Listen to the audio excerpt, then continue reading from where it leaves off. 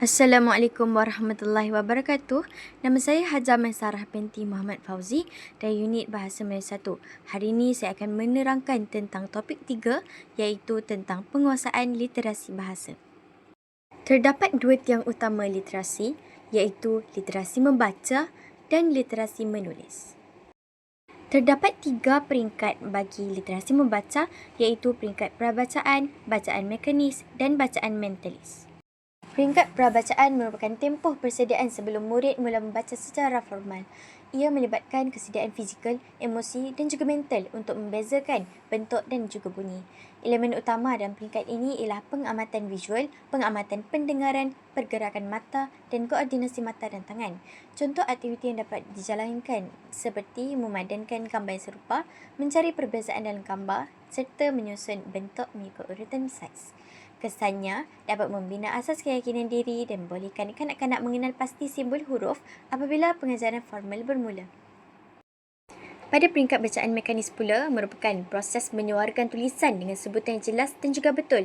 Fokus utama adalah pada teknik penyebutan dan kelancaran, bukan semata-mata pada penghayatan makna yang mendalam.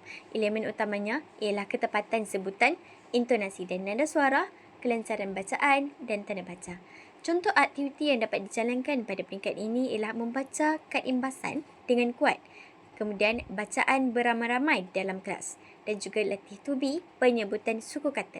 Kesannya, murid dapat menukar lambang tulisan kepada lambang bunyi dengan automatik dengan membolehkan pembacaan yang lancar tanpa tersekat-sekat.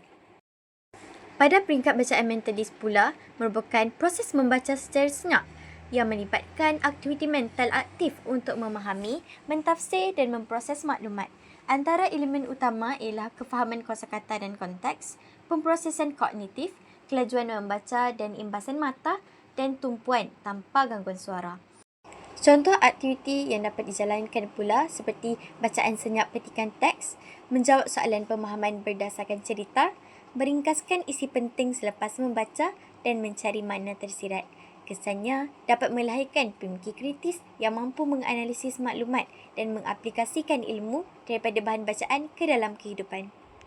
Seterusnya, literasi menulis terdiri daripada 3 peringkat, iaitu peringkat pertama merupakan peringkat pra-menulis, peringkat kedua merupakan peringkat mekanis dan peringkat yang ketiga merupakan peringkat pelahiran. Peringkat pra-menulis merupakan peringkat persediaan yang menumpukan kepada kemahiran motor halus dan koordinasi mata dan tangan sebelum murid diajar menulis huruf sebenar. Elemen utama dalam peringkat ini merupakan kawalan otot jari dan tangan, cara memegang alat tulis, keadaan duduk yang betul dan koordinasi mata dan tangan.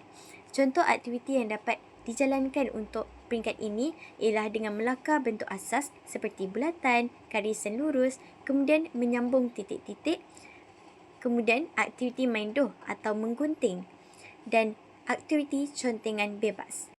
Kesannya, murid akan memiliki kawalan motor yang stabil untuk memegang pensel dengan selesa dan bersedia untuk pembentukan huruf yang terkawal. Menulis mekanis merupakan kemahiran membentuk huruf, suku kata dan perkataan dengan teknik yang betul. Ia menekankan aspek kekemasan, keseragaman dan kejelasan tulisan. Elemen utama dalam peringkat ini merupakan bentuk huruf yang tepat, jarak antara huruf dan perkataan, saiz tulisan yang konsisten, kebersihan dan juga kekemasan.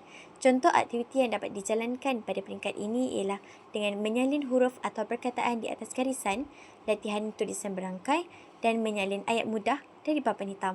Kesannya, tulisan murid mudah dibaca dan murid dapat menulis dengan lebih pantas tanpa berasa letih secara fizikal yang melampau. Peringkat pelahiran pula merupakan kemahiran menggunakan tulisan sebagai medium untuk meluahkan idea, perasaan dan juga maklumat. Ia melibatkan proses mental yang kompleks untuk menyusun ayat dan wacana. Elemen utama dalam peringkat ini ialah penjanaan idea, struktur ayat dan tata bahasa, pemilihan kosakata yang tepat dan organisasi perenggan.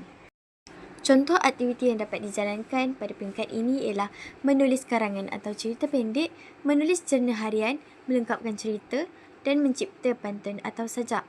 Kesannya, murid mampu berkomunikasi secara efektif, berfikir secara kreatif dan mendokumentasikan ilmu pengetahuan. Jadi, itu sahaja daripada saya. Sekian, terima kasih.